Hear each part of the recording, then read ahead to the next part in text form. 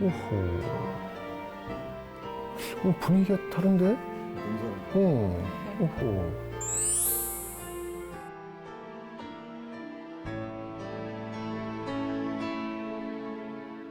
긴 하루 지나고 언덕 저편에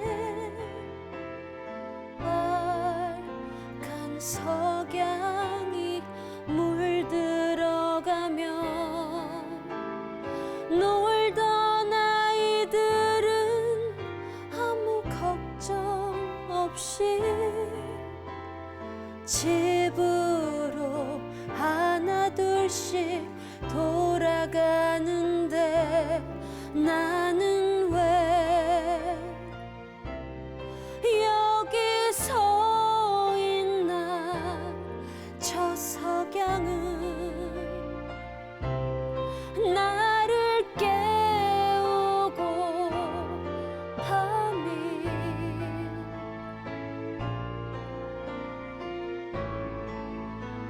내 앞에 다시 다가오는데.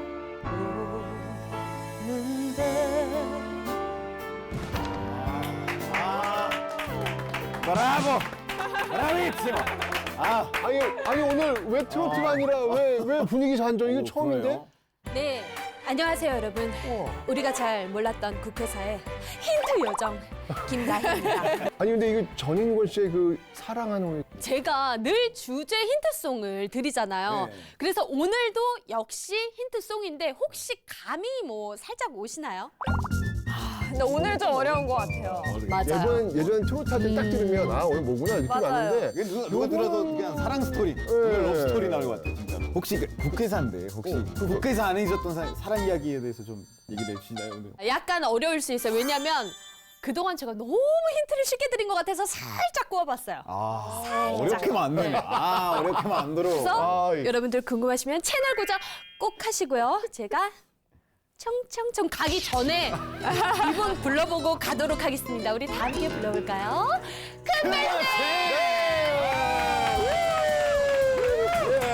네, 안녕하세요. 자, 대한민국 국민 모두가 이잘 알 국회의사가 되는 그날까지 함께하는 꿀dar쌤 최태성입니다. 우!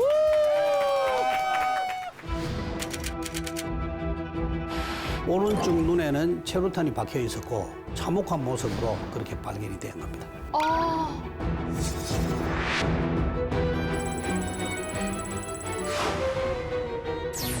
완장을 딱 찬 그런 사람들이 똑바로 해. 그냥 찍었어? 어디 봐봐. 투표함을 바꿔치기 하는 거야. 사람들의 분노가 더 커졌을 것 같아요. 시민들이 이제 몰려들기 시작했죠. 시위가 벌어진 거죠. 있는 대로 막 펴는 거야. 100여 명이 죽어요. 1000여 명이 또 부상을 입는 이런 유혈 사태가 일어날 수밖에 없어요. 이들의 운명은 어떻게 되었을까요? 자, 우리가 이제 2부를 하면서 새로운 얼굴, 새로운 게스트를 모시고 있잖아요. 네. 오늘 아이돌 얼굴을 하시는 분. 비주얼 담당. 어느 제가- 그룹이에요? Z세대 대표로 나온 이현수 씨 부탁드립니다. 너무 소개 멘트가 장황한 게 아닐까. 부담이 지금. 네, 안녕하세요. 저 서울대학교 역사교육과에 재학 중인 이윤수라고 합니다. 와. 약간 처음에는 재현이 와가지고 이게 제가 할 수 있는 너무 무겁지 않을까 제가 하기에는 이렇게 생각했는데 여기 진행자가 우리 또 최태성 선생님 말을 듣고 또 한 달 만에 달려왔습니다. 네, 저 윤수 씨 알아요. 어디에요? 전에 봤는데 그 유퀴즈에서 출연을 하셨더라고요. 아, 진짜요? 네, 그때 유재석 만나고 그랬는데 그쵸? 어떻게 또 찾아오셨는지. 방송 처음이 아니에요. 어떻게 나간 거예요? 이게 제가 원래 새내기 특집 약간 이런 거였는데 근데 이제 또 이게 비운의 또 코로나 새내기 특집이 돼버려가지고 비운의 작년 코로나 때 신입생이었어요? 예, 그렇습니다. 그러면 어떤 꿈이 있는지. 일단은 저는 임용 시험 준비해서 우리 여기 최쌤처럼 선생님이 일단 되고 싶습니다. 네. 저는 솔직히 말해서 여기 계시는 최쌤이 롤 모델이라서 약간 오. 최쌤만의 그 감정 있잖아요. 네. 그 역사인만 알 수 있는 네. 그 감정, 그런 감정을 약간 전달하는 그런 선생님이 되고 싶습니다. 아, 정말 이렇게 얼굴 쪽이 빨개지는 소리네. 아, 저도 정말 더 열심히 해야 되겠다는 생각이 들었습니다. 저는 오늘요, 정말 이 Z세대다운 정말 이 통통 튀는 그런 활약 한번 기대해 보도록 하겠습니다. 자, 우리가 잘 몰랐던 국회사. 그럼 지금부터 시작합니다.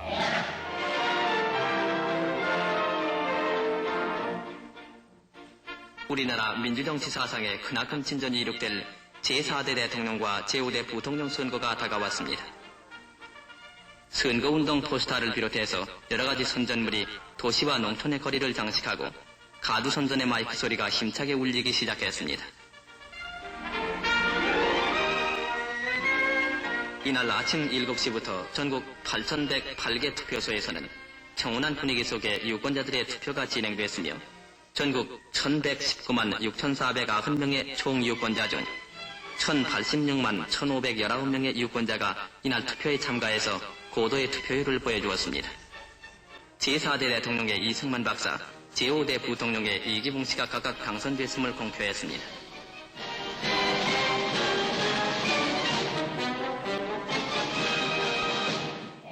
아니 근데 진짜 네. 늘 저 시대 때는 투표율이 엄청난 것 같아요. 진짜 많이 참여했던 것 같아요. 대단한 것 같아요. 이 선거는요, 4대 대통령 선거, 그다음에 5대 부통령 선거를 지금 이야기하는 건데, 그냥 뭐 보시기에는 평범한 그런 선거처럼 보이잖아요. 네. 그런데 이 사건은 엄청난 비하인드 스토리가 굉장히 많이 있었던 그런 선거가 되겠습니다. 또 뭐지? 네, 이 당시 대통령 후보는요, 자유당의 이승만 단독 후보였고요. 부통령에는 자유당의 지금 보셨던 이기붕, 그리고 또 야당에서는 민주당의 장면 후보가 이 선거에 나왔었습니다. 근데 대통령은 왜 단독이에요? 그렇게 되면 큰 이변이 없는 한 완전 당선되는 거 아닌가요? 그렇죠. 대통령을 한번 단독에 나오시면 어떨 것 같아요? 너무 좋을 것 같아요. 그러니까 그냥 따놓은 당상이잖아요. 그냥 하는 거잖아요. 네, 그렇죠. 어떤 일이 있었냐면 이 선거 그 전에 3대 대통령 선거에서는요, 야당의 신익희 후보가 있었어요. 그리고 여당에서는 또 이승만 후보가 있었고, 그런데 그때 이 야당의 신익희 후보가 갑자기 심장마비로 대선 전에 사망을 합니다. 그래가지고 여당의 이제 이승만 후보가 넉넉히 당선될 수 있었죠. 근데 이번에 다시 이제 선거를 한 거예요. 근데 이번에 또 야당에 조병옥 후보가 있었거든요. 네. 근데 그 조병옥 후보가 선거 한 달 전에 미국에 수술 받으러 병원을 갔다가 그 이후에, 수술 이후에 또 사망을 해요. 그러다 보니까 이 이승만 후보가 단독으로 지금 나오게 된 상황이 됐고요. 그래서 부통령 선거가 이제 중요한 거예요. 부통령 선거에 지금 민주당의 장면, 그다음에 이제 여당의 자유당의 이기붕, 이렇게 지금 선거가 지금 만들어지고 있는 건데, 결론은 이승만 86%. 우와, 압도적이네. 이기붕 부통령 표도요, 무려 74%가 나왔어요. 요즘은 진짜 50%만 넘어도 와 대단하다 막 이렇게 하는 지금 그런 상황인데 그러니까요. 와 80%, 70%? 와 이거는 상상하기가 힘든데요. 진짜. 믿겨지지 않죠. 지금으로서는 정말. 조금 이상해요. 왜냐면 뭐 이승만 대통령이 뭐 단독 후보니까 그렇다 쳐도 부통령을 이렇게까지 국민들의 한마음 한뜻으로 이렇게 한 사람에게 몰표를 할 수 있지? 그렇게 그러니까요. 어떻게 그럴 수 있어요? 야, 진짜 10명이 투표했는데 8명이 몰표해 줬다는 얘기잖아요. 네. 자, 과연 이 상황이 어떤 상황인지 국회에 속기록을 통해 가지고 한번 요때 상황 한번 좀 살펴보도록 하겠습니다. 우리 장윤 씨 한번 좀 읽어주세요. 국민으로 하여금 입이 있으나 말을 못하게 했고, 눈이 있으나 보지 못하게 했고, 귀가 있으나 듣지 못하게 했고, 또 발이 있으나 마음대로 걷지 못하게 했고, 이번 선거에 있어서는 주권을 완전히 강탈하고 민주주의를 말살하고 선거제도를 파괴하는 이러한 무자비한 행동을 먼저 말씀드립니다. 지금 뭔가 국회에서 지금 이에 대해서 굉장히 부정적으로 지금 이야기를 하고 있어요. 네. 뭔가 있어요. 뭔가 있어. 뭔가 있어. 그러니까는 지금 선거제도를 파괴하는 이런 무자비한 행동을 말씀드립니다. 이런 말을 하는 거는 맞습니다. 뭐가 있어? 이게 바로 그 유명한 3.15 부정선거. 들어보셨나요? 3.15 부정선거? 그런 것 같아요. 근데 나이 씨는 살짝 눈을 크게 뜨시는데 그 크리스티안은 들어본 것 같다고 하는 지금 굉장히 생소한 장면이 좀 들어가지고 왜? 이게 좀 바뀌어야 한국 될것 같은데. 사람이지? 맞습니다. 어쨌든 이게 굉장히 그 유명한 그 3.15 부정선거 관련된 건데 자 그러면 요와 관련된 키워드 한번 보도록 하겠습니다. 가할 사전 투표, 3인조 공개 투표, 네. 완장부대 바꿔치기. 안 좋은 기운인데요? 일단 바꿔치기가 바꿔치기. 그쵸? 뭔가 안 좋은 기운이 네, 그런 있어요, 그 느낌이 있어요. 오는군요. 네. 저는 세 개는 감이 와요. 근데 사할 사전 투표가 뭐지? 사전 투표 약간 요즘 부재자 투표 제도 이런 거 있으니까 약간 사전에 미리 약간 하는 그런 제도 아닐까 약간 그런 생각이 약간 들었습니다. 좋아요. 자, 그러면 일단 왜? 사할 사전 투표부터 한번 좀 예를 들어가면서 한번 얘기해 볼게요. 혹시 윤수 군은 어떻게 서울 출신이에요? 아 전라북도 장수 출신. 장수. 그러면 자, 만약에 선거를 하면 그 이윤수라고 하는 이름의 그 선거인 명부는 장수에 있을까요? 서울에 있을까요? 당연히 서울에 있어요. 막 그래야 당연한 거 아니에요. 그죠? 거기서 이제 투표를 할 거 아니에요. 서울에 투표를 할 거 아니에요. 네. 그런데 이게 허위로 기재를 해가지고 여기다가 이제 이윤수라는 이름을 써가지고 집어 넣은 것이죠. 와 이거는 말이 안 되네요. 네. 말도 안 되는 그런 투표 행위를 지금 이때 3.15 부정선거에서 보여주고 있는 겁니다. 네. 그러면 사실 투표를 하기도 전에 그렇죠. 이거는 이긴 게임이네요. 멕시코에서 했던 그 약간 이런 비슷한 멕시코도 이런 게 있어요? 부정 선거가 있었어요. 네, 아, 그래요? 그래서 근데 어떻게 했었냐면 한 사람한테 A4 종이를 그냥 깨끗한 거 줘요. 네. 그 사람 가서 부스 안에서 진짜 종이 있잖아요. 거기 표시되는 종이를 그 사람을 보관하고 그리고 빈 종이를 거기 넣는 거예요. 박스에. 그러면 그 진짜 종이를 그 사람한테 갖다 주면 돈 받는 거고 그 사람들은 자기 정당을 표시하고 그 다음 사람한테 줘요. 표시된 거. 그래서 그 사람은 표시된 걸 가져가지고 부스 들어가서 그걸 넣고 빈 종이를 가져가서 다시 주고 계속 이렇게 반복하면서 하는 매표 행위네. 그러니까 쉽게 말하면 표를 사는 거네요. 그렇죠. 어떻게 보면 안 좋은 그 역사들이 각 국마다 있었던 것 같아요. 네. 우리나라도 역시 이제 이런 모습이 보여지고 있는 것이죠. 자, 다음은 완장부대. 완장부대. 요거는 뭘 것 같아요? 완장부대. 나이 씨, 완장부대. 또 정치 깡패 동원했겠죠 뭐. 이제는 아주 자연스럽게 나와요. 뭐가 막 나와요, 이제는. 이제는 뭐, 예. 틀리지 않습니다. 바로 자유당. 완장을 딱 찬 그런 사람들이 선거장에서 분위기를 험하게 놓는 거예요. 말 그대로 깡패들. 예, 딱 차고 보는 거지, 이렇게. 이런 분위기. 투표 똑바로 해. 뭐 이런 분위기. 그러니까 굉장히 어떤 그 공포 분위기를 조성하면서 자유당의 표를 안 찍으면 큰일 날 것 같은 그런 어떤 분위기를 지금 만들어주고 있는 겁니다. 근데 사실 또 완장부대는 좀 약하죠. 이거야 뭐 사실 무섭게 한다고 해도 무서워하지만 또 다른 후보를 찍을 수 있잖아요. 그러니까요. 앞에서는 자유당 그렇지. 찍어야 되겠다. 이러고 들어가면 맞아요. 이걸 또 방지하기 위한 바로 3인조 공개투표였어요. 저게 뭔지 너무 궁금해요. 이게 뭐냐면 뭐야? 어렵지 않습니다. 예, 우리 예원 씨, 크리스티안, 나이 씨 세 명이서 같이 투표장에 가는 거예요. 그리고 서로 자유당 찍었어? 어디 봐봐. 확인. 아니 그걸 왜 해요? 그렇게 하면 투표 자체가 의미가 없잖아요. 그러니까요. 맞아. 자유당 맞네. 그래 됐다. 이제 우리 집어넣고 가자. 이게 바로 3인조 공개투표가 되는 겁니다. 야 정말 이런 투표 해본 적 있어요? 아니요. 그럴 거면은 왜 세 명이 들어가 있냐? 그러면 큰일 나죠. 거스로 하지. 그 투표의 어떤 과정과 결과에서 황당한 일들이 정말 많았어요. 예를 들면 이게 투표 그 결과를 만들 때 갑자기 불이 꺼지는 거예요. 정전이 된 거야. 아이 설마. 어떤 일이 벌어진지 알겠어요? 아이 설마. 그때 투표함을 바꿔치기 하는 거예요. 에이, 진짜로? 정말 말도 안 되네요. 그러니까 사실 이 정도면 모의표 안 나오는 게 이상한 거예요. 그러니까요. 예. 근데 더 황당한 경우 있어요.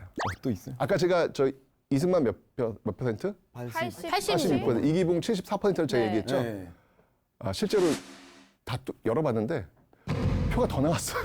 더? 그래서 이것도 줄인 거예요. 야야야, 뭐 이거 너무 많은 거야 이거 아닌 것 같아. 비현상이니까, 네, 라고 줄이는 어떤 그런 경우도 대박이다. 있었고요. 그러니까 예를 들면 자 우리가 지금 5명이잖아요. 네. 5명이 지금 투표를 했어. 네. 투표를 했는데 투표함을 열었더니 자유당 표가 7표가 나온 거예요.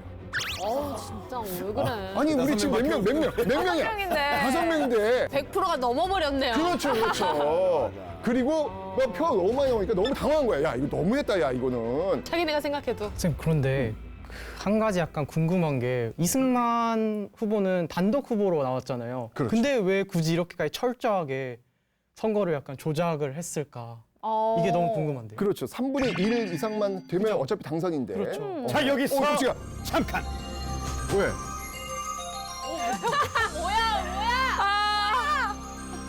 왜 이래, 왜? 한다면 하는 남자 크리스티안과 함께하는 그것이 알고 싶다. 어머 이거를 진짜 해? 그할 국회사를 준비했습니다. 코너 만들었어요? 예, 코너. 빰빰빰빰. 그렇게까지 해야만 속이 후련했냐? 어디서 봤어 이거? 이승만이 왜 이렇게 무리수를 두었는지 한번 알아보도록 하겠습니다. 960년 이승만 나이 86세. 당시 남성 평균 나이 바로 51세였습니다. 완전 장수를 하고 있다고 보면 되는 거지요. 그죠? 단독 후보인데 장수까지 하고 있는데도 불구하고 왜? 왜? 부정 선거를 해야만 했을까요? 전문가의 이야기를 들어보도록 하겠습니다. 아니, 여기 코너는 그것이 알고 싶다가 코너가 아니라 그것이 알고 싶냐? 그것이 알고 싶냐? 그런 느낌이 오는데. 예, 전문가. 네, 네, 그 이유가 있습니다. 미국 같은 경우에는 그 러닝메이트 제도라는 게 있지요. 대통령과 부통령이 함께 팀이 되어가지고 당선을 함께 하건 아니면 같이 떨어지건 이런 모습인데 우리나라는 대통령 선거 따로, 부통령 선거 따로. 그래서 대통령은 여당이 될 수도 있고 부통령은 야당이 될 수도 있는 그런 결과가 충분히 나올 수 있다는 것이죠. 그런데 이때 대통령 아까 지금 말씀하신 대로 나이가 너무 많은 거라. 많으니까. 만약에 대통령의 사망 시에 그러면 부통령이 그 자리를 잇게 되어 있는데 네. 부통령이 야당이라면 이 경우는 정권이 교체가 되는 그런 일이 벌어질 수 있는 것이죠. 그렇기 때문에 이 3.15 부정선거는 사실은 대통령 선거보다는 부통령 선거가 더 중요하게 여겨지고 있습니다. 무슨 일이 있더라도 부통령 선거에서 잘당 여당 후보를 당선시켜야 되는 절체절명의 과제를 안고 있는 선거였습니다. 그랬군요. 부정을 저질러서라도 선거에서 이겨야 했군요. 맞습니다. 실제로 1956년, 그러니까 요 앞선거, 앞 부통령 선거에서 똑같이 여당의 이기붕 후보하고 야당의 장면 후보가 붙었던 적이 있었어요. 근데 그때 이기붕 후보가 졌어요. 그러니까 굉장히 불안한 거예요. 불안했고. 그렇네요. 졌는데 이번에 또 질지도 모른다라는 그 강박관념에서 결국 이런 말도 안 되는 짓들을 하게 된 거죠. 네. 그렇다고 합니다. 근데 그할 국회사 그것이 알고 싶냐? 여기까지 맞춰보도록 하겠습니다. 의문점이 생기면 또 돌아오겠습니다. I'll be back.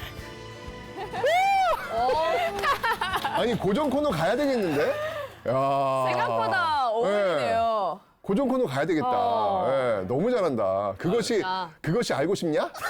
느낌 있다. 근데 이게 국민들이 직접 경험을 했으니까 사실 3.15 부정선거라는 것을 모를 리가 없잖아요. 그때 반응이 좀 궁금해요. 그죠? 네. 그 당시 반응을요 증언을 통해서 한번 들어보도록 하겠습니다.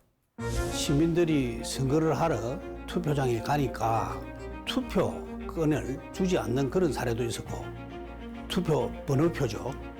그러니까 선거를 못하게 되는 거 아닙니까? 그 시민들이 그 분노를 하게 되죠.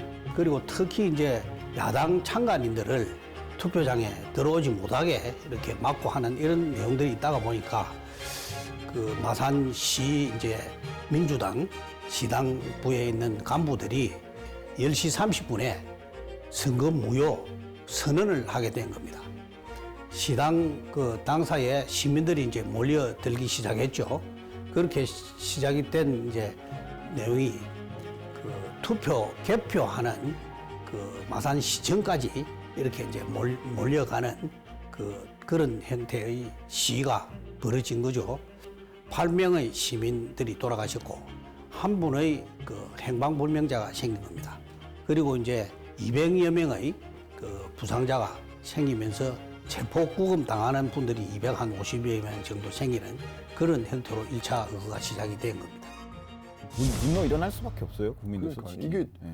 실제로 어떤 일이 있었냐면 이게 지금 1960년 3월 15일의 일이잖아요. 그 전에 2월 28일 대구에서 어떤 일이 있었냐면 거기서 원래 그 야당 정신이 와가지고 선거 유세를 하기로 했었어요. 그때가 이제 일요일이었거든요. 네. 근데 그 일요일 날 학생들을 모두 학교에 등교하라는 지시가 떨어집니다. 일요일 날요? 일요일 날.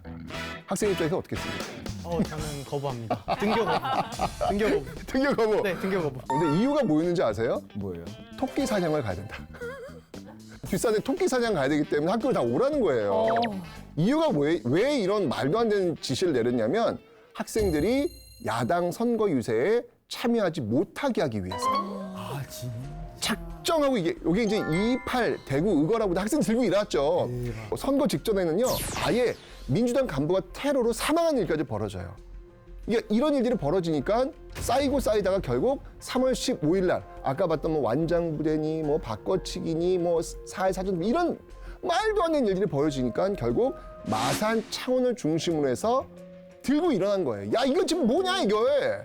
이게 바로 3.15 의거라는 겁니다. 3.15 이거는 좀 생소한데 근데 반성을 하게 되네요. 저렇게 희생자가 많았다는 걸 들으니까. 맞습니다. 근데 아까 보니까 행방불명자도 있었잖아요. 그분은 뭐 나중엔 돌아오셨나요? 사실 우리가 3.15 부정선거는 잘 아는데 그날 3.15 의거가 있었는지는 또 잘 몰라요. 네.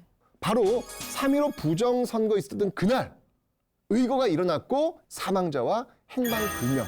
아까 사망자 8명, 행방불명 1명이 있다고 그랬잖아요.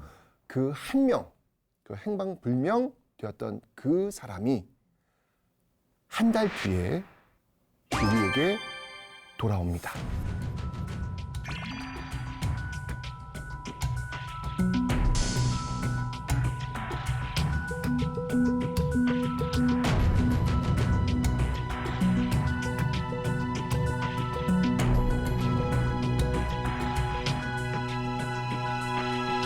시신을 이제 인양을 하고 보니까 오른쪽 눈에는 체류탄이 박혀 있었고 온 전신에는 돌로 묶여져가 있어서 사슬로 이제 묶여져가 있은 상태죠.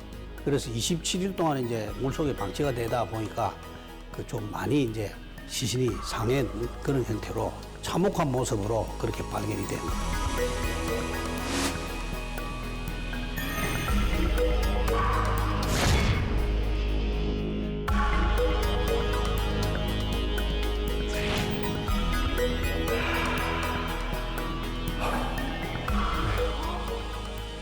이게 진짜 이 사진을 보고 있으면 또 못 보겠어요. 네. 예, 이게 어떻게 이런 일이 벌어졌나. 그런 것 같아요. 우리가 그 현대사를 관통하는 민주화 운동이 있다면 4.19 혁명이 있겠고 5.18 민주화 운동이 있겠고 또 6월 항쟁이 있을 겁니다. 근데 그때마다 정말 우리가 너무 가슴 먹먹하게 하는 아픈 희생자들이 있었어요. 바로 6월 항쟁 때는 박종철, 이한열 이런 분들이 계셨고 또 5.18 때는 정말 이 광주 시민들 아픈 희생이 있었고 바로 이 4.19 때 우리가 지금 본 것처럼 바로 김주열 학생의 이 희생이 있었던 겁니다. 원래 이 김주열 학생은요 마산에 사는 친구가 아니에요. 원래 남원에 사는 친구인데 입학 시험을 보기 위해서 마산에 와 있었던 거예요. 네. 그런데 3.15 부정선거 치러지면서 3.15 의거가 벌어지니까 거기에 참여를 하게 되었던 것이죠. 그러다가 실종되고 한 달 만에 이렇게 참혹하게 눈에 이 최루탄이 박힌 상태에서 바다 위로 떠오르게 되었죠. 요즘 몸에 돌을 달아놨던 거는 그것도 수장시키려고 했던 얘기였잖아요. 이날을 계기로 해가지고 이 시위는 전국적으로 번지게 됩니다. 특히 4.19 하루 전 4월 18일이죠. 이때 이 고대생들이 국회의사당을 향해서 가두 시위에 나섰는데 자, 윤석 의원 잠깐 빠져주세요. 네, 우리 세 분께서 이미 배우셨기 때문에 아셔야 됩니다. 아실 겁니다. 했습니다. 나이 씨 갑자기 이렇게 눈 크게 뜨시면 안 돼요. 아니 무슨 말씀하시나? 땀이 나온 것 같은데 지금. 근데 지금 이 고대생들이 국회 쪽을 향해서 시위를 했다고 했는데 당시 국회는 어디에 있었을까요? 근데 잠깐 밑으로 내려왔을 때 아니에요? 국회가? 그때는 6.25 전쟁 때였지. 임시 잠깐만요. 지금은 6.25 전쟁은 아니에요? 올라왔어요? 어디? 거기 맞아요. 맞아요. 텔레파시인가 이거 뭐야? 너무 맞아요, 신기하다. 맞아요. 텔레파시 보낸 오늘 거예요? 텔레파시 너무 신기하다. 맞습니다. 전망마다 서로가 알아. 그렇지. 네. 바로 지금의 서울시 의회 자리. 네. 바로 그곳에 이제 국회가 있어. 지금 그땐 여의도 없었죠. 나중에 박정희 정부 들어와가지고 여의도 국회시가 열렸다 그랬잖아요. 그죠? 그 이전에는 광화문 그쪽에 있었습니다. 그래서 이쪽에 가가지고 이 고대생들이 김주현을 죽인 책임자 처벌하라. 부정선거 다시 하라. 이렇게 외쳤을 거 아니에요. 이렇게 평화적인 어떤 시위를 마치고 나서 끝내고 돌아가는 길에 청계천을 지나고 있는데 그때 괴한들의 습격을 받습니다. 너무한다. 정말 이 괴한들은요, 정말 몽둥이, 막 벽돌, 쇠파이프 이런 것들로 그 학생들이 돌아가고 있는 데를 급습을 해가지고 그냥 있는 대로 막 파는 거예요. 학생이잖아요. 순식간에 200여 명이 쓰러져 버립니다. 너무 살벌한데요. 너무 살벌하죠. 아 너무. 대학생이니까 어떻게 보면 역사를 거꾸로 돌아가면 친구들, 예, 친구들이 그냥 청계천에서 그냥 그런 깡패들한테 그냥 막 쓰러진 어떤 그런 모습이 벌어진 거예요. 이게 도대체 누가 이랬을까요? 아까 우리 나이 씨가 뭐 얘네들이겠지 뭐 누구? 정치 깡패? 맞습니다. 영화계 연예계의 거물로 이 정말 이 권력을 쥐고 있었던 인물 바로 임화수. 이 임화수가 이제 이승만 정부에 연결되어 있던 이 정치 이 깡패 조직이었거든요. 바로 자신들의 조직을 풀어가지고 그 학생들을 습격을 했던 겁니다.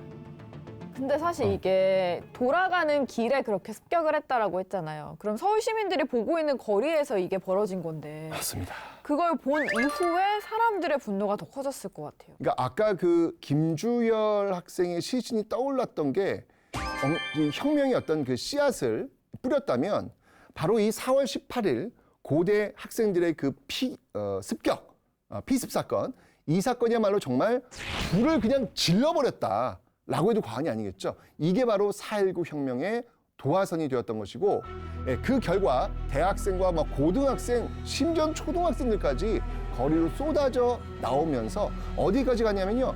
지금의 청와대, 바로 경무대였거든요. 그 당시에는요. 정부로서 깜짝 놀랐죠. 이러면서 계엄령이 선포가 됐습니다. 경무대까지 들어오니까 발포가 있었는데 이 당시 100여 명이 죽어요. 네, 1000여 명이 또 부상을 입는 이런 유혈 사태가 벌어지게 된 것이죠. 아무래도 계엄령이 선포됐으면 그 시위 자체가 이어지기가 쉽진 않았겠네요. 맞습니다. 그러니까 계엄령 때문에 사실 4월 19일 그 이후에는 약간의 소강 상태로 접어드는 듯 했는데 25일과 26일 다시 이승만 하야를 요구하는 그 시위가 전개가 됩니다. 그 결과는 잘 알고 계시겠지만 이승만 대통령이 하야, 이제 나는 물러나겠습니다 라는 하야 성명을 발표하고 자리에서 내려오게 되었죠. 네. 시민들이 스스로 좀 독재를 무너뜨리고 민주주의의 새 역사를 써내려간 시점이네요. 이 4.19 혁명이 어떻게 보면은 최초로 민이 광장에 나와서 지배층을 끌고 내려왔던 역사적 사건, 이게 바로 4.19 혁명이라고 볼 수 있겠죠. 네. 제가 아까 전에 힌트송으로 전인권님의 사랑한 후회를 불러드렸었잖아요. 이제 뭐 답이 나오는 거예요? 근데 그냥 들었을 때는 아무 상관이 없는 것 같았죠. 사실 근데 이게 원곡이 따로 있어요. 팰리스 오브 베르사유라고 원곡은 프랑스 혁명을 노래하고 있습니다. 그래서 국민의 힘을 보여주고 뭐 민주주의 역사를 썼다는 점에서 이 노래를 힌트송으로 불러봤어요. 와, 이렇게 영원 있었어요? 힌트송이? 네. 오. 그리고 이쯤에서 한번 그 원곡을 저희가 들어볼게요. 오, 좋아요. 네. 이게 원곡이에요. The ones of smoke arising from the walls of the Bastille, and through the streets of Paris runs the sense of the unreal. The kings of all departed, their servants are nowhere. We burned out all their mansions in the name of Robespierre, and still we wait. 와, 영화성 이렇게 찾아서 했던 거는 대단한 것 같아요. 지니어스. 이건 진짜 저도 아까 오늘 날씨 약간 실수하는 것 같은데 갑자기 전인권 씨 노래를 해가지고 진짜 오늘 좀 어려웠는데 야 이게 프랑스 혁명? 아 그 원곡이군요. 그러네. 그러니까 4.19 혁명과도 연결될 수 있는 그런 의미 여기 좀 깔려 있는 거네. 그렇네요. 아 좋았습니다. 아 오늘 이런 거 좀 계속 좀 부탁드릴게요. 계속요? 너무 좋아. 네. 이거 준비하는데 일주일 걸렸어요. 더 깊은. 자 이제 4.19 혁명으로 이승만 정부는 무너졌습니다. 자 이후에 이제 어떤 일들이 벌어지게 될까요? 자 이제 국회가 이제 이걸 수습에 나서게 되는 거예요. 우리가 일반적으로 4.19 혁명을 이야기할 때 이 국회가 뭘 했는지 얘기는 잘 안 해요. 항상 결과만 이야기하거든요. 아 이렇게 나라가 뭔가 혁명의 어떤 분위기 속에서 굉장히 그 위급한 상황이 돌아갔을 때 국회가 작동을 했구나라는 걸 사실 저도 이번에 연구하면서 공부하면서 좀 알게 된 사실이었던 것 같습니다. 자, 이 국회는요, 그 자유당 민주당 의원 20명으로 구성된 시국대책위원회를 구성해서 시국 수습에 나서게 됩니다. 특히 이것을 좀 중점적으로 추진하려고 했는데 혹시 이것이 뭘까요? 감이 하나요? 자, 그럼 제가 속기록 키워드 공개하도록 하겠습니다. 자, 요 내각 책임제와 관련된 속기록 한번 또 우리 예원 씨가 한번 읽어주시면 감사하겠습니다. 국민에게 호소함. 민권은 승리하였다. 이제 이 대통령은 하야하고 재선거는 실시케 되었다. 애국적인 학생 시민 여러분, 여러분은 그 위대한 힘을 유감없이 보여주어 신국면을 타겟해 되어 국회도 또한 1. 3.15 정부통령 선거는 무효로 하고 재선거를 실시한다. 2. 과도 내각하에 완전한 내각 책임제 개헌을 단행한다. 3. 개헌 통과 후 민 의원을 해산하고 총선거를 즉시 실시한다. 새로 선거를 통해서 대통령을 뽑고 내각 책임제 개헌을 단행한다. 이게 주된 내용이네요. 맞습니다. 전 궁금한 게, 그러니까 책임제라는 뜻은 그럼 대충 알 것 같은데 내각 책임제는 진짜 모르겠어요. 내각 책임제. 맞아요. 그거는 좀 어려울 수 있는데 말씀을 드리면 민주주의 정치 형태는 크게 대통령 중심제 그리고 내각 책임제로 볼 수가 있는데요. 우리나라는 지금 대통령 중심제잖아요. 내각 책임제는 의회 과반수를 가진 정당이 단독으로 혹은 정당들이 연합을 해서 내각을 좀 구성해서 국정을 운영을 하고 있는데 이들이 수상을 임명하면 수상이 국가를 통치하게 되는 거거든요. 대체로 왕이나 대통령이 형식적으로 국가 원수를 맡고 국정 운영은 내각이 하게 됩니다. 이현 씨 없었으면 제가 어쩔 뻔했어요, 여기. 아유, 쉽게 생각하면 일본 떠올리시면 돼요. 일본. 일본은 지금 자민당이잖아요. 네. 그러니까 자민당에서 그 당에서 행정부를 구성을 하잖아요. 그러면서 수상까지 뽑잖아요. 다 그 당에서 그럼 해결하는 거거든요. 이게 이제 내각 책임제가 되는 거예요. 네. 근데 왜 대통령 중심제에서 내각 책임제로 개헌을 하려고 하는 거예요? 자, 이유가 있습니다. 자, 4.19 혁명으로 이승만 정부가 무너졌어요. 네. 자, 이러면서 허정 과도 내각이 들어섭니다. 근데 또 이게 허정 과도 내각이라고 하면 우리 배우는 학생들이 허정은 뭔가요? 이렇게 물어보시더라고요. 사람 이름입니다. 네, 당시 그 외교부 장관이셨어요. 이분이 이제 과도 내각을 이제 이끌게 되는 것이죠. 자, 이 허정 과도 내각에 이제 고민이 생긴 거예요. 다음 정부를 어떻게 만들 것이냐에 대한 그런 고민이었죠. 1948년 대한민국 정부 수립되어가지고 이승만 정부가 쭉 왔습니다. 무려 12년 동안 왔단 말이에요. 근데 대통령제로 오다 보니까 대통령의 권한이 너무 강한 거야. 대통령제 하에서는 정부 여당이나 어떤 행정부나 대통령 이걸 견제가 어려운 거예요. 이러면서 어떤 독재의 모습이 나타난다. 이걸 확인한 거죠. 그래서 이런 형태로는 가면은 안 되겠다. 그래서 민주당에서는요. 이제 대통령제 그만.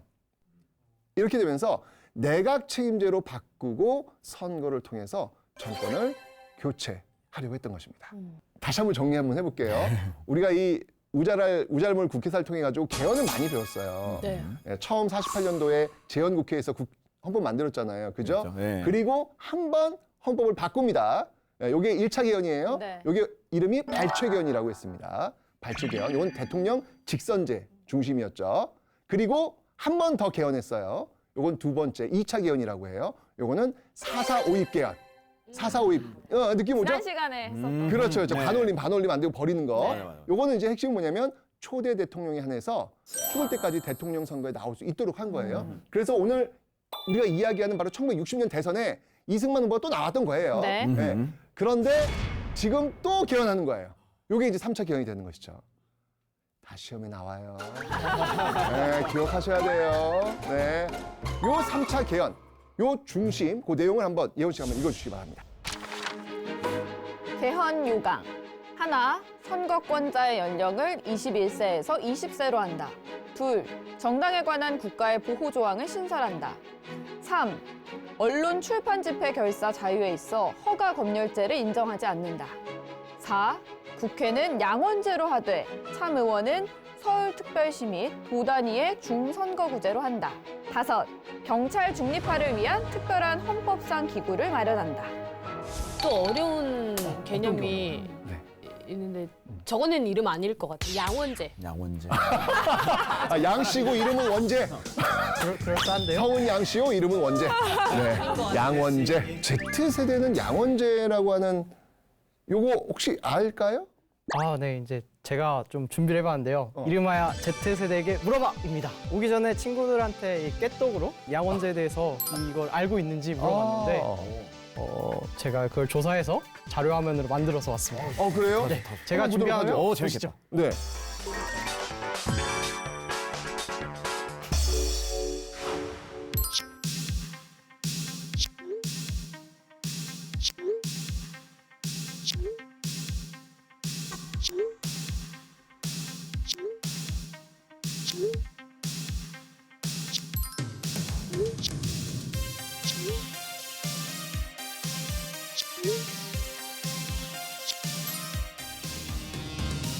그러니까 여기까지는 지금 마구 헤매고 있습니다, 지금.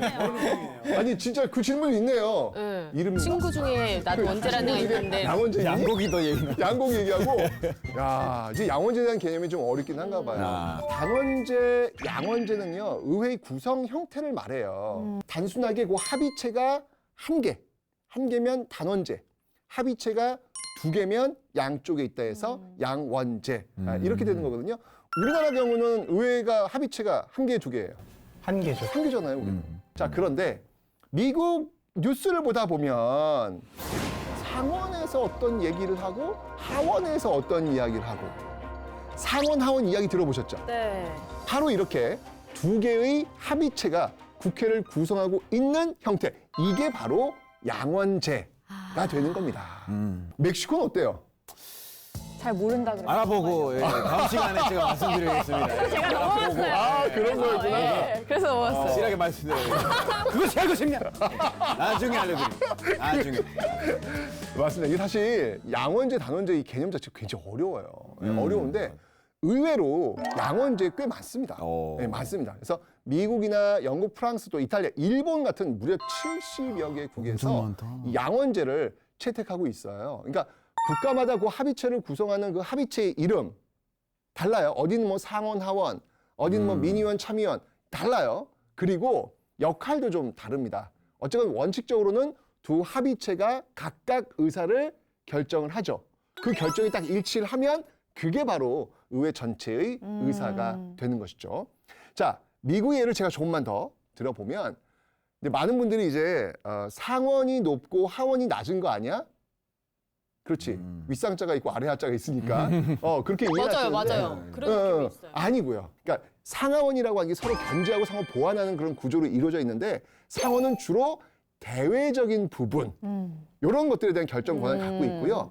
하원은 주로 대내적인 국내 현안, 민생 경제 이런 것들에 대한 의사 결정권을 가지고 있다. 그러니까 역할들이 조금씩 다르네요. 미국 같은 경우는 다르다. 이렇게 이제 볼 수가 있는 것이죠. 그러면서 이제 지금 숙제를 줬군요. 네, 그렇죠. 한번 그 숙제 한번 내용 한번 보죠. 한번 어떻게 가는지 한번.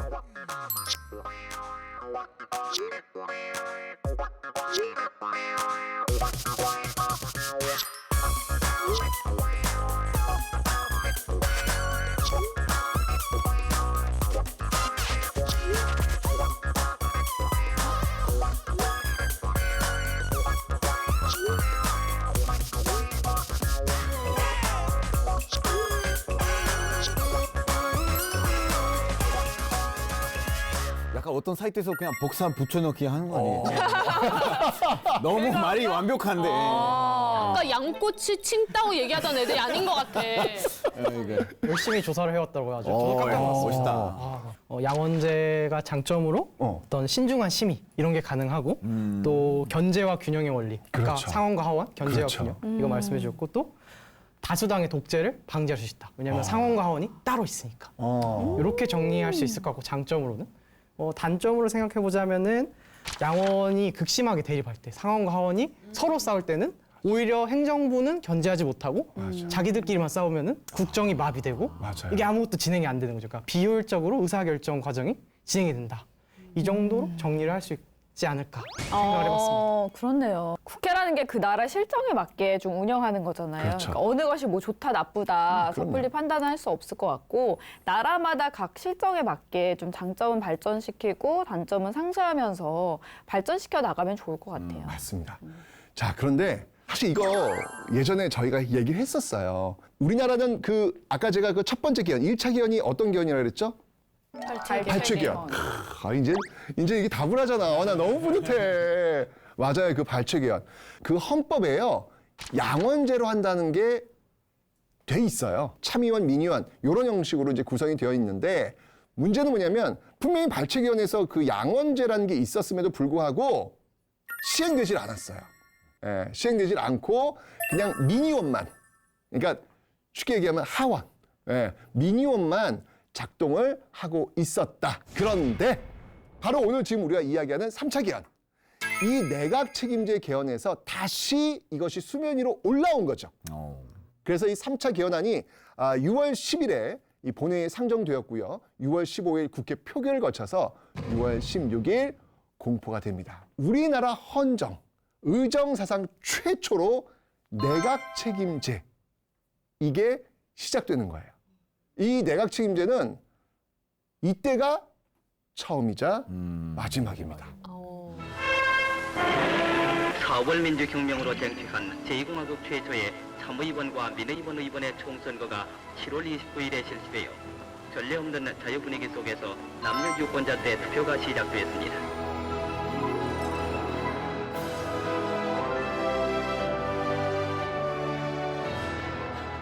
개헌 후 처음으로 이제 국회의원 선거가 시작이 된 거네요. 맞습니다. 맞습니다. 선거 연령이 몇 세에서 몇 세로? 21세에서 20세로 지금 낮춰졌고요. 그다음에 이제 투표 참관인, 원래 후보당 1명이었는데 4명으로 늘린 거예요. 그러니까 부정선거를 감시하기 위한 그런 장치를 더 많이 만들었고, 예전에는 그 후보들을 어떻게 표시했죠? 짝대기로 했잖아요. 짝대기로. 근데 드디어 이제 숫자, 번호를 씁니다. 그러니까 로마자를 해가지고 사용한 어떤 그런 모습들이 이제 이때 나오고 있다. 이제 이쯤 되면 우리도 어떤 문맹이나 글이나 이런 것들을 읽는 그런 수준이 또 올라왔구나는 걸 또 알 수 있는 것이죠. 궁금하지 않으세요? 선거 결과? 선거 결과 어떻게 해? 궁금해요. 그죠? 표 결과를 한번 보도록 하겠습니다. 자, 이야, 이거 뭐 압도적이죠. 지금 보시면 알겠지만 민의원, 참의원 보세요. 지금 민주당이 무려 75.1%. 야, 여기 참여는 53.4%. 압도적으로 지금 민주당이 지금 당선되는 그런 모습들을 지금 보이고 있습니다. 자, 이렇게 해서 이제 민주당 정부가 이제 형성된 거예요. 민주당에서 이제 대통령도 뽑고 국무총리도 뽑고 장관도 뽑고 여기서 다 하는 거예요. 이게 내각 책임제예요. 예. 자, 이렇게 되면서 양원 합동회의를 통해 가지고 8월 12일 날 민주당의 윤보선이 대통령으로 당선이 됩니다. 근데 중요한 건 뭐냐면 내각 책임제에서 누가 제일 중요할까?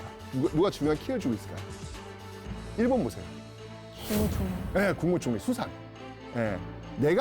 내각의 수반인 그 국무총리가 가장 큰 역할을 하게 되어 있는데 바로 장면. 이 장면이 국무총리로 선출되면서 드디어 장면 내각이 4.19 혁명의 결과 성립이 된 겁니다. 아까 그래프 보면 이게 민심이 반영된 결과가 아닐까. 그러니까 독재를 이끌 이런 정권들은 결국 우리 시민들의 힘으로 교체될 수밖에 없다는 것을 잘 보여주는 그런 그래프와 사례가 아닌가. 이런 생각이 드네요. 아이, 똑똑하네. 진짜 너무 어떡해. 윤석생 같은 사람 이런 Z세대들이 있으면 진짜 우리나라 미래가 밝아요. 감사합니다. 아니, 근데 저는 사실은 이 Z세대를 보면서 와, 정말 대단하다는 얘기는 하지만 또 한편으로는 근데 너무 당연히 저래야 되는 거 아니야? 라는 생각을 해요. 왜냐하면 우리 시선이 Z세대, 그래, 잘한다. 뭐 이렇게 바라보는 게 없지 않아 있는 것 같아요. 근데 역사를 보시면 알겠지만 저 Z세대의 친구들이 이 살구 혁명을 이끌어서 시대를 뒤바꿔 놓은 거거든요. Z세대 역시 마찬가지로 자신들이 역사의 거인이었음을, 그 역사의 그 DNA가 분명히 있음을 늘 인지하고 있는 것도 필요하지 않을까라는 어떤 그런 생각도 저는 하고 있습니다. 오늘 지금 사실은 이 시대 Z세대 얘기하고 있으니까. 맞아요. 그죠? 저는 네. 이 문득 이 힘을 모아 일어난 시민들한테 이 노래를 꼭 불러드리고 싶어요. 또 노래 나와요? 저들의 푸르른 솔잎을 보라. 돌보는 사람도 하나 없는데 비바람 맞고 눈보라 쳐도 온누리 끝까지 맘껏 부르다. 우리 나갈 길 멀고 험해도 깨치고 나가 끝내 이기리라. 진짜 너무 가슴 먹먹. 뭉클하죠 뭔가. 오늘 왜 이렇게 멋진 노래 자꾸 불러줘요? 그러니까요. 왜 트로트에서 벗어나는 건데요? 약간 이제 국회 TV에 걸맞는 사람이 되고 싶어서 노력하고 있습니다. 시즌 3 욕심내고 있구나 지금. 제 자리예요. 자, 이렇게 탄생한 제2공화국. 자, 5대 국회는요, 대통령 윤보선 그리고 총리 장면을 필두로 해서 움직이게 됩니다. 자, 그런데 정권은 교체되었는데 여기서 이제 끝나지 않죠. 과연 장면 내각은 무엇을 하였을까? 궁금하시죠? 네. 가장 해결해야 될 게 제일 중요한 게 뭐였냐면 바로 경제였어요. 왜냐면 너무 가난했거든요. 맞아요. 그래서 이 경제 제일주의 이거를 내걸면서요.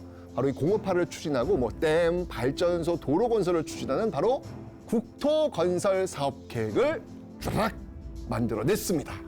한강의 기적. 그렇죠, 그렇죠. 보면은. 근데 보통 한강의 기적이라고 하면 박정희 대통령이 먼저 떠오르는데 그 장면 내가 먼저였네요. 박정희 정부에서 한강의 기적을 만들어냈죠. 네. 그 유명한 경제개발 5개년 계획. 근데 그 계획이라고 하는 게 바로 이 장면 내각에 의해서 설계도가 만들어진 거예요.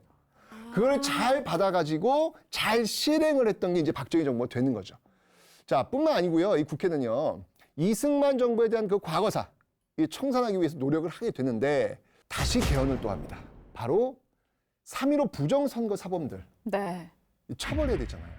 그런데 처벌 강도가 좀 너무 약한 거예요. 그래서 다시는 이런 일이 반복되지 않아야 된다라고 해서 법을 아주 세게 만든 겁니다. 근데 문제는 뭐냐면 혹시 소급 입법 아세요? 예를 들면 이거예요. 주차 위반을 해서 예를 드는 거예요. 네. 근데 주차 딱지가 3만 원이 나왔어요. 네. 그런데 주차 위반했는데 내일 법이 바뀌었어. 주차 위반을 한 사람은 벌금 딱지 30만 원을 때린다. 이게 나온 거예요. 근데 이 법을 나희 씨한테 적용한 거야. 어제 일어난 그렇죠. 이게 소급. 그러니까 사실 이 소급입법은 하면 돼요, 안 돼요? 안 되죠. 안 되죠. 안 되지. 법이 제정되고 나서 그 시점부터 적용되는 게 맞잖아요, 이게. 그렇죠. 그런데 이 4차 개헌은 그 소급 입법을 허용시킨 겁니다. 근데 그 역사가 스포다라는 얘기들 하잖아요. 네. 지금 우리는 단원제인데 그 의정사상 최초 양원제로 구성된 5대 국회 운명이 그리 오래가지 않았구나라는 거를 여기서 좀 확인할 수 있네요. 자연히 5대 국회의 운명, 역사상 처음으로 등장했던 내각 책임제 장면 내각. 이들의 운명은 어떻게 되었을까요? 아쉽게도 이들의 운명은 1년을 가지 못합니다. 왜였을까요? 그 이야기는 다음 시간에. 원래 이런 거 안 했는데. 궁금해요. 볼 수밖에 없겠네요. 예고편 좋아. 다음 주에도. 그럼요. 보셔야죠. 3.15 부정선거를 시작으로 4.19 혁명, 그리고 대통령 하야, 그리고 양원제 내각 성립까지 정말 이 모든 것의 중심에는요, 혁명이 있었고 그 혁명의 가운데에는 바로 그 시대를 관통했던 시민들이 있지 않았을까라는 생각이 듭니다. 그 시민의 힘이 역사를 지금 바꿔놓고 있는 그 장면을 네. 우리가 지금 목격하고 있는 것이죠. 네. 오늘의 우자랄 한마디 보겠습니다. 자, 오늘 나는 이것을 알게 되었다. 윤수군, 제일 좋은 기회를 제일 먼저 드리겠습니다. 오늘 저는 역사의 어떤 분기점, 갈림길 이때는 저와 같은 우리 Z세대들이 있었다. 우리에게도 힘이 있다. 이걸 알게 되었습니다. 오늘 나는 Z세대의 말투, 행동 비슷하다라는 걸 느꼈어요. 똑같은데? 농담이고 정말 늘 그 중요한 혁명에는 사소한 사건들이 있다는 걸 알게 되었습니다. 네. 우리가 억울하고 좀 부당하다고 생각되는 것들에 관심을 가지고 행동에 옮기면 나 한 명이 진짜 시작이 돼서 나비 효과가 돼서 네 이렇게 좀 큰 변화를 가져올 수 있을 거라는 생각이 들었습니다. 맞아요. 뭐 이렇게 진짜 부정선거할 때, 아, 쟤들 왜 저래? 하고 그냥 외면해 버렸으면 사실 바뀌지 않았을 거예요. 오늘 나는 더 나은 세상을 만들기 위해 희생하신 분들을 좀 기억해야 되겠다라고 다짐을 하는 시간이었던 것 같아요. 정말 자신의 몸과 마음을 다 바쳐서 이룩해 주신 이 세상을 더 열심히 잘 살아야겠다라는 생각을 하는 시간이었습니다. 맞습니다. 저도 이 4.19 혁명 그 과정을 보면서 그때 국회가 무엇을 했을까에 대해서는 저도 초점을 맞추지 못했었거든요. 그런데 이승만 대통령이 하야하고 굉장히 혼란스러운 어떤 그런 상황 속에서 국회가 작동했다는 것. 국회가 작동을 하면서 그 다음 시대를 이끌어갈 법, 이 개헌에 대해서 국회가 중심을 잡고 이끌고 갔다는 것. 아, 이렇게 나라가 굉장히 힘들고 어려운 상황 속에서 그 시스템을 만들어내는 건 역시 국회였구나. 그 국회의 기능을 저도 이번 기회에 놓치지 않고 다시 알게 된 것 같아서 참 좋았다는 그런 말씀을 좀 드리겠습니다. 네, 시청자 여러분의 소감도 궁금한데요. 국회방송 SNS 우절무 국회사에 오늘 나는 무엇을 알게 됐다 남겨주세요. 기억에 남는 댓글을 남겨주신 분께는 우리 최태성 선생님의 사인이 담긴 역사 도서를 보내드리도록 하겠습니다. 지난 시간 당첨자는 SNS에서 확인하실 수 있어요. 자, 모두가 우잘알 국회사가 되는 그날까지 저희가 함께하겠습니다. 자, 오늘도 시청해주신 여러분 감사합니다. 다음 주에 만나요.